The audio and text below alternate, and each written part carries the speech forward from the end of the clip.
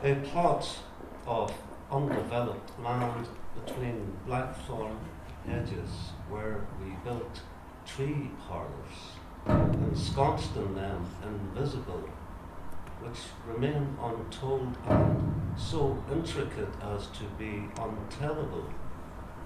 Frogs, mice and birds, their clean white skeletons, microscopic reefs, deeps and sandbars, its current round an imposing stone, flood-borne minor Mississippi rafts, balm them with clay pellets.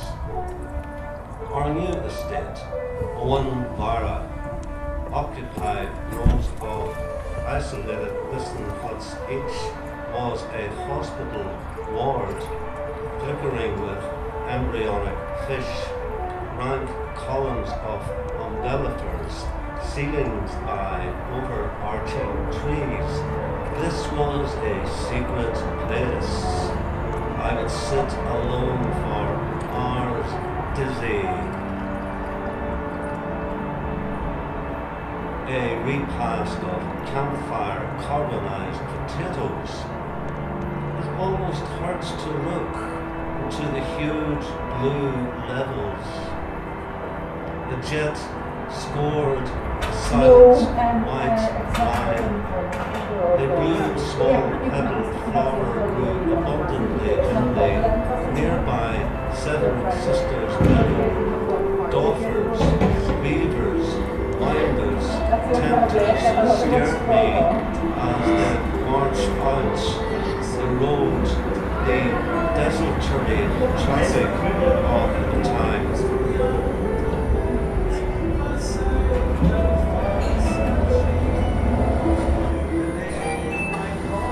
Radio Ulster.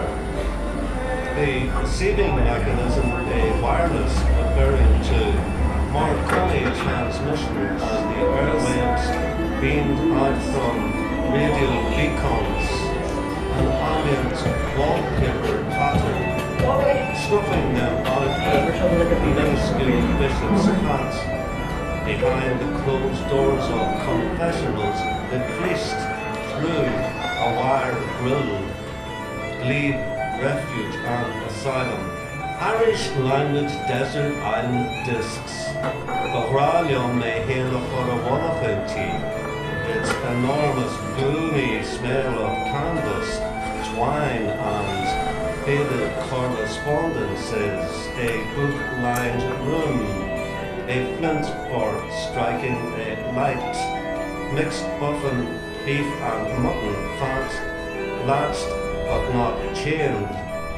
Colin Kill noiselessly opened the door. He struck a light, all praying as they worked. 10 minutes then, rushing out, sideways in the melted grease and sputtered out, scraped it off the floor, returning from the folds, saw the gleam, copy it, work secretly at night, though the shepherd cried out and raised the alarm, Colin Kill has betrayed me, copied against my wish, therefore the copy is mine. It seemed that everyone in that great hall agreed. Straight and fierce amid learned men, Colin Kill cried, monuments of our faith, men and women are crying out for learning. Clydesdales, infantry, Irish hagiography, clear, Kieran's hands, silent as a bell. Do not speak to anyone until the bell rings. Heap of friends, oars, boxes and badges, preaches to them people. Stay to listen. Kieran stood, the trees were touched with gold. Wonder why. Documents.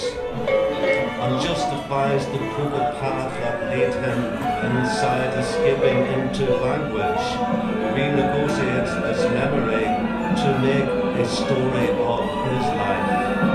Desperate, trained thought, all these American films, clamoring aboard, parallel on the track, train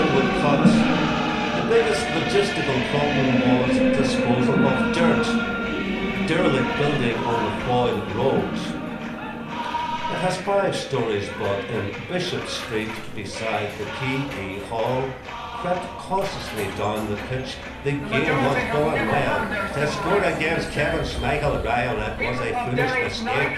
I marched straight into the room, simmered for a moment, then turned into people. Pylons were wont to be blown up. I still dream about half-built houses, completed, semi-detached, a network of small paths between the privet and convolvulus, an aura of raftered pine and brick, wood shavings and cement dust, ziggurats of brick embedded like mortars, discarded pods and buckets, a documentary of Bruegel building techniques, antonyms of lamplighters, the advent of alarm clocks, a hastily conscripted crew, a compass or a depth gauge, our dug-out turned submarine escaped the enemy, sinking to hitherto unfathomable depths. The riveted steel panels start to creak, the whole craft threatens to wake up. A slow, musical bass clank. At this stage in the story, who has seen it all? There's more to come. Bunches of defunct keys, candle stumps and empty snuff tins. The trench wall was malleable as plasticine. Brick cities, Lilliputians of Belfast. A condition of the city was its eventual destruction. Crossed staves and theodolites shortly after a giant yellow earth moving machine.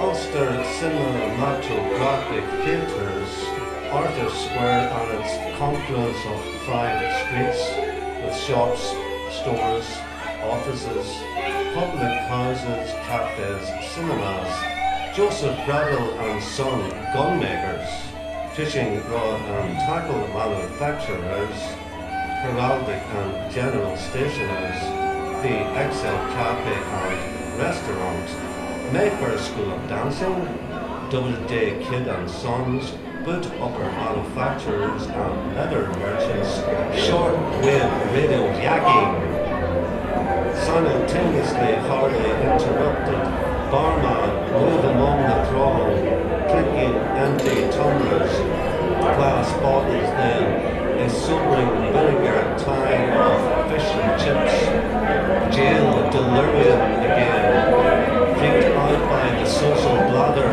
from the world beyond the crib. Queen's elegant deployment of sound. At important desultory intervals, the streets turn into stirs or whines when least expected. When you brush against them, they collapse and vanish.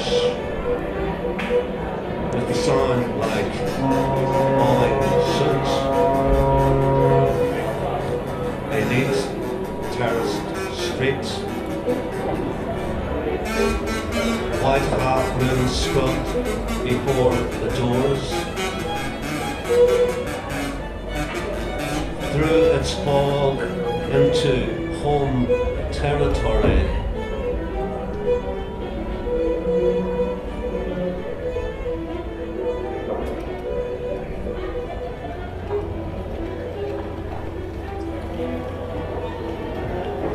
From a film matinee stumbling into delight.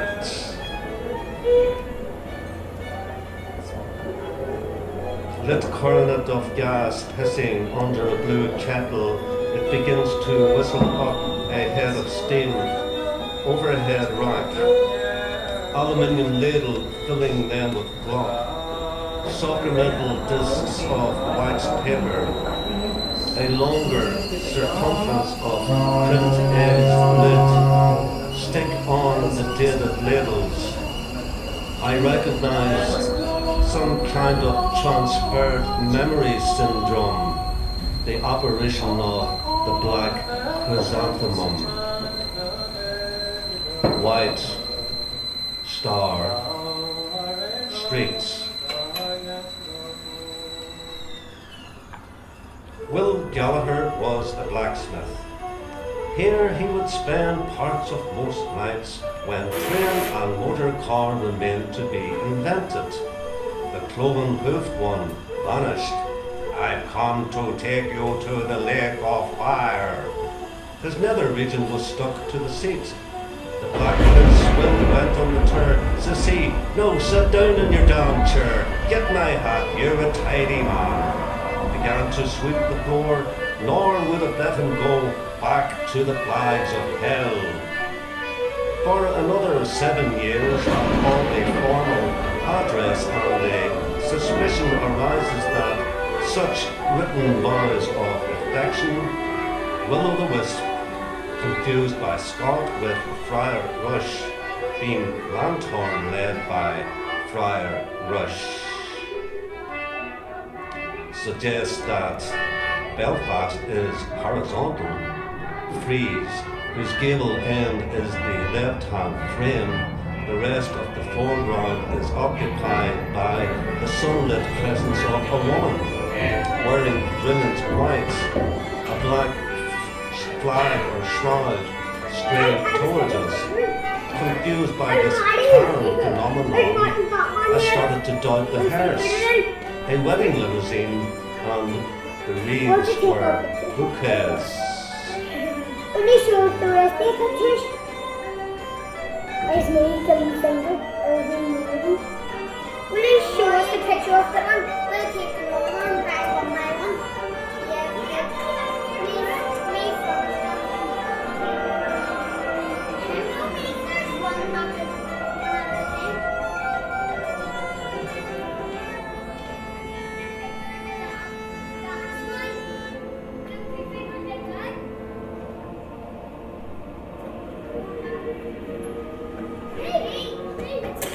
Electric streets.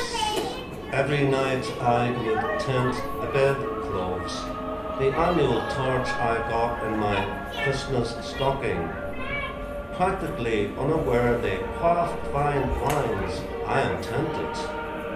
Words of vitriol and strychnine, ratsbane, arsenic, agent orange, datura, hemlock, a waft of blue cigar smoke and red herrings, a seething plethora of motives, various murks of yellow, coalman's mustard, burnt sienna, launching tentatively into it, feel my way with fingertips up Milton Street and reach the blurred oasis, the sudden hug of the classroom radiator warmth, rack and plunk them up like snowmen.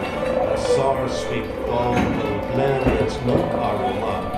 School bag, leather, ink, lino, blotting paper, oak and varnish, ochre, carmine, sulphurino, olive, roden, beryl, avocado, Paris green, sapphire, cobalt, peacock, hyacinthine, Oxford blue. Trams on the shangled road were blue as the Gallagher's Blues cigarette packet. Trolleys emitted ink-blotched stars, and impossibly talented mechano boffin had constructed a platonic model of a working windmill, the height of a 9-year-old boy. Admire this complicated paradigm as we were swept into the foyer. Coty, Yardley, Givenchy, deep blue carpet, Versailles marble staircase, taut corsets were displayed. The corner of my eye fresh and blushed tones of diaphanous spirella brass escaped to the sober warmth of muted thorn-proof Donegal and Harris tweeds. We passed through the store, Brill cream, styptic pencils and 7 o'clock razor blades. My head without a torso, my hands invisible